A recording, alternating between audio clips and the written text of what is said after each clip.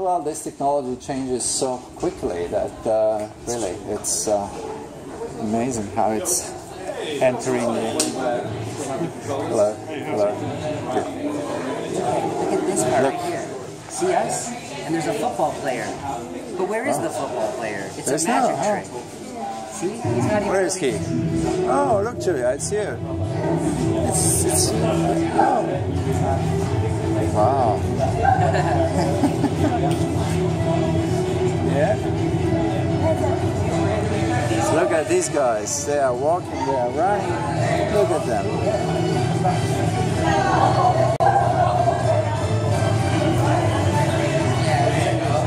They're playing together.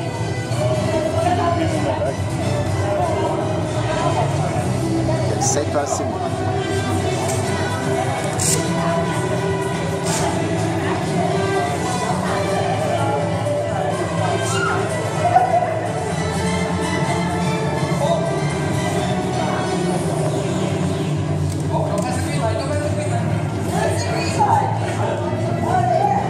So do you see what they're doing, right? They're all doing augmented reality, and sometimes they'll have like 4 players at the same time competing against each other. So in their goggles, do they have cameras to look from to take the picture from outside? But you said augmented. So how do they see the reality? So this system is using a phone on their face, and then they're using another phone on their wrist as a controller. Okay. This company, Battleverse, is a Canadian company. They actually came from what were called rage rooms, which is where you would go and you would break plates and things to get rid of your anxiety. And then they figured out how to make it into an augmented reality game. What's new in the business?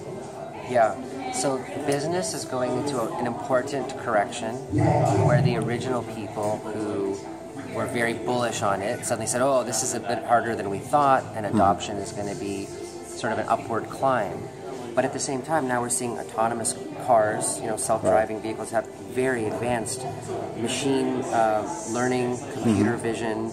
They're identifying millions of objects. So artificial intelligence is entering the VR realm, and very much so. Very much. There's a lot of research around emotional AI and like understanding how people are emotionally reacting to these things, and it can read that and relay it back and forth.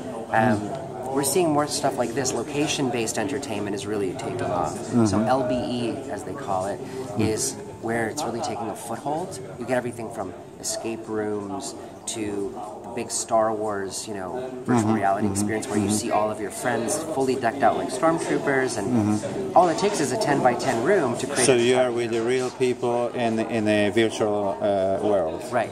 And playing and interacting and very much. Okay. And so everything is mapped directly to the environment. So if you reach out for a gun, there is a gun. If you reach out for a door, you feel the door. It's just like putting a skin over top of the real world. So Matrix, it's as close to Matrix as it can be. Well, you'll probably get a lot closer, probably get faster and more reactive, but certainly we've seen advancements. We've also seen headsets that no longer have wires, right, and no longer have a phone, so it's an all-in-one. That's my character. Okay, what?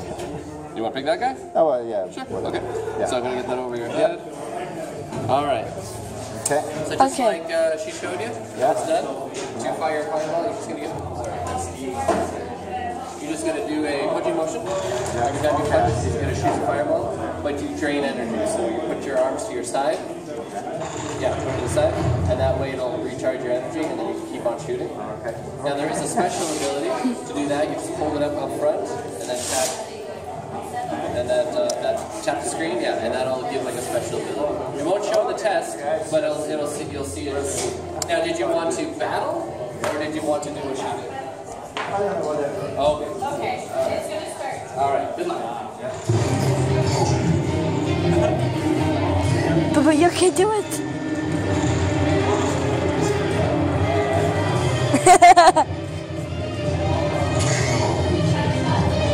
How do you do it? Yes? Good. Okay. Yay! Bobo! You can do it!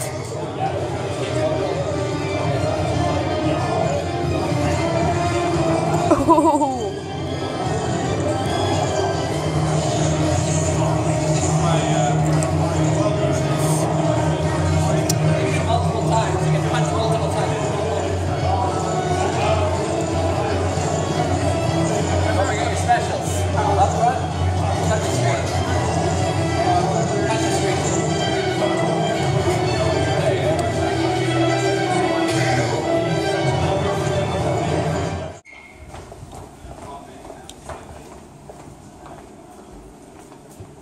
Okay. What I'm showing is that theater. Okay. And so this is like our festival, and we're seeing much more of these. We're seeing more of these projection theaters where people are doing performance integration between live performance and reactionary spaces like this. You see them in a dome shape. You could teleconference with people like this. Right. So, you know, you could have an entire group of people from this side and this side from all over the world go back and forth with them. Wow. Yeah. And, you know, this is a seamless stitch, as you can see. So you can look around and you're in the... Yeah, so... much bigger. These can get so they can hold hundreds of people inside of them at the same time. So you can go on a trip, for example, with somebody. Sure. So when you are paralyzed, or you cannot move, or you are an older guy, Any sort of remedial experience. The other thing is... they can visit their place of birth or something like that with somebody, with a camera. Childhood. Now, the other thing is that cinema is starting to use these theaters where the camera is tracked directly to the background. So if you were to move that camera, the set would move exactly with you. So if, like, there's a company called AR Wall. So when you turn, you see the the set movie moves with you, as if the whole camera is, like, the world is actually behind you. So Hollywood is using more and more of these kind of immersive environments tracked to the actual camera to be able to shoot. Instead of building a set or having a matte painting, so that's kind of a new technology that we use as well. So this is new, then this is coming into, well, real world. I mean, it's...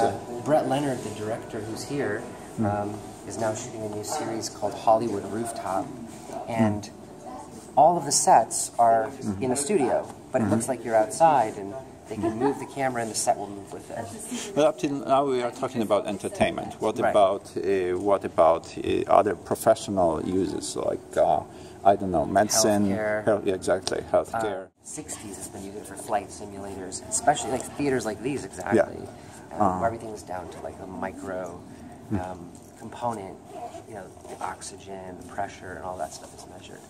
And a lot of the VR developers now that used to work with the military tend to exit it because they feel like it becomes too much of a burden and they want to try other things. But now those companies get released back into the wild. Right. And they've got all this new intel and all this new research, and they're applying it to other applications. But from the health sector, there's a guy doing a talk tomorrow who's working in the Sick Kids Hospital in Columbus, Ohio, and it's for children that are going to go into the operation or come out of the operation or have to be in the hospital a lot. And they develop an online avatar persona which allows them to carry a narration through the entire process of being in the hospital. So they almost look forward to going because they can continue the game, they can continue to level up. And so he's been doing almost 15 years of research in this, you know, psychology for children and how to engage them. The drones. We use the drones pretty often. It's so popular, entertainment, pastime, and so on. Do they have use in the VR realm? I mean, for engineering the environment of the VR. Of course, yeah, that's a great point. I mean, drones are giving us a whole new way of capturing data. You know, and even when you think about things like Google Earth, which is now a fairly older VR application, they continue to develop it. You know, now they've got Street View fully integrated. Video bubbles are starting to come into that, and we're going to get unprecedented access. So you go into the bubble and you can look around. And you're basically right in 360. Yeah. Yeah, and to the point that you were making, like even from a year ago. How the real time? You can live stream. Bubbles. You can live stream into the bubble. I mean, the bubble is then in a real time, right? Yeah.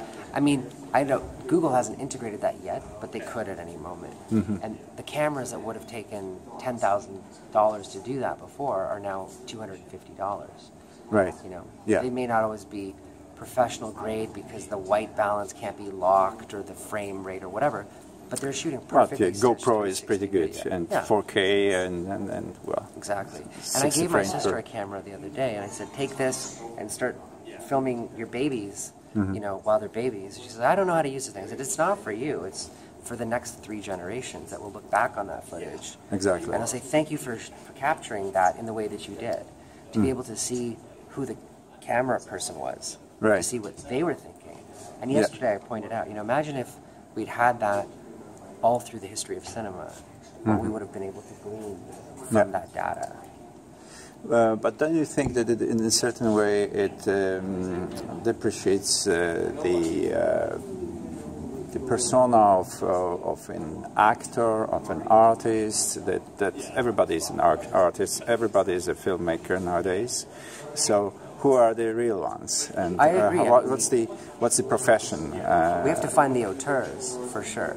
But a lot of those people are here talking, They're people that are trying ideas, they're people that are...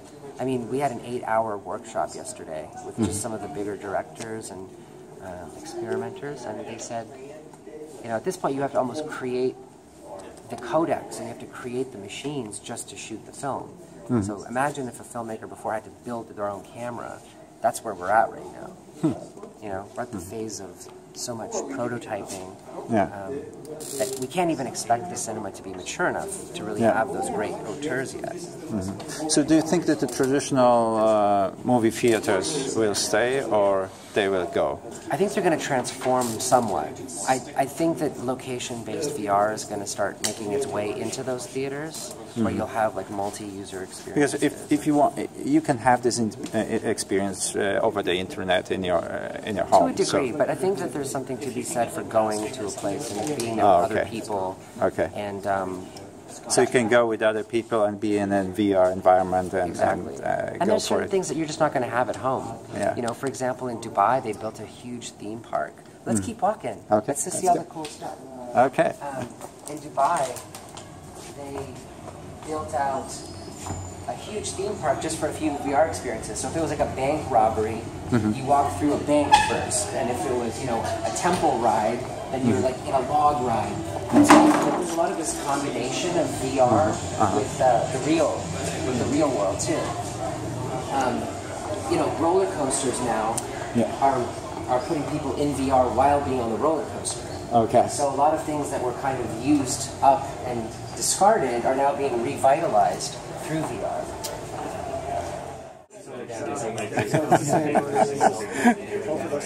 Are you okay, Julia? Do you see the ball? No? There should be a circle up here in front of you. There you go. Okay. Balls. Can you grab one? With your dominant hand, whether you're right or left-handed.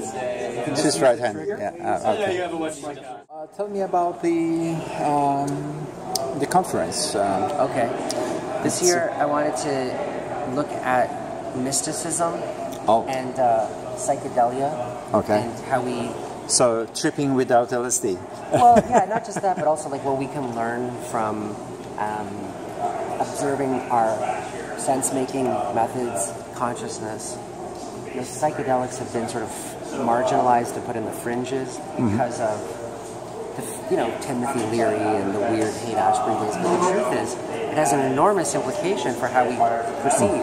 In microscopic doses, we are completely affected and our world order has changed. And in a way, isn't that sort of what this technology is also about?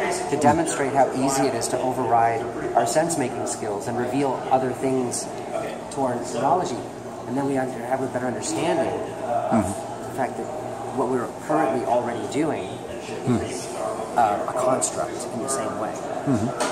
That self-reflectivity is really what my motivation for putting this conference on is about, is how do we align what we perceive with what's the reality beyond our perception, and how much more capable can we become when we understand those limitations. Can you at all talk about so-called reality beyond perception? Because reality is created by our perception. I completely agree with that. And there is no reality outside. Yeah, precisely. I don't disagree with that statement. I mean, that is the full statement. And I think that what we can do is we can transmit other people's renditions of reality to each other now in a more complete and total way. Everything has typically been an abstraction or a method, a story-based method for relaying and imparting that information. But here we can do an embodied and complete sort of physiological expression of those things. Okay. It's a little philosophical, but I mean, at the same time, the way I see this is as a hive organism. Every person here is showing a different side of the technology, you know? It might be cinematic, it might be medical, it might be technological, industrial, architectural, but every one of those pieces is contributing to this communal discovery for how we can leverage tools to accomplish greater things. Right, because we didn't talk about engineering, but there's a big use of virtual reality in design. In design. There's a man here who redesigned the entire CAMH Center, $100 million renovation. Right. Of course they tried it out in VR first. Right. Because they have to be able to see what is the ergonomics, you know, what is the mood, what is the feeling, how's the walkability. So all of this pre-visualization is an enormous upgrade to just a blueprint. Even if you design a car, if you design a ship, and then you have this ability to look at it, to go inside and to check how it works, to feel it. Yeah, exactly. I think that's the important thing. This is an embodied medium. I have no idea how you say embodied in Polish. At all. Okay. But yeah, and so the show tries to be as diverse as, it's not a consumer show. This is not designed to sell a product to anybody, unlike many conferences may be. You know, this is the cross-section of research, all philosophy, research and approach, exchanging ideas, looking for solutions before these things are developed to go to market. Who's participating in this year's show? Brett Leonard is the director of Lawnmower Man. Philip Rosedale is the creator of Second Life and High Fidelity, which are virtual worlds. I've got speakers about blockchain, cryptocurrency. But most, that too, right? Yeah. But mostly people from video games Not background? at all. No. From the health sector, industrial design, like I said, from blockchain, from economics and finance, tourism. I don't get it. What's the role of VR in blockchain, and Well, which is a big thing? Decentralized sort of system for transactions, and if you're in a VR space where the world and nationalities and borders are meaningless, you know, and you don't want the bottleneck of a bank, then you have a truly democratized sort of system for conducting transactions and like that are in an indelible ledger. So there's 1,000 different ways. I mean, even digital assets, right? If I created an object in virtual space, I can have a timestamp of my creation of that and demonstrate that I am the creator. I can now charge you a license to print it out on a 3D printer. Right. Yeah, exactly. Okay, thank you very much. All the best. It was really amazing, and well, this is the future, I guess. This is the future for bad and for worse. Yeah, I think so, and we'll be conscious of which parts are worse, and we'll just go without fear towards the best. Yeah. Thank you very much. Thank you.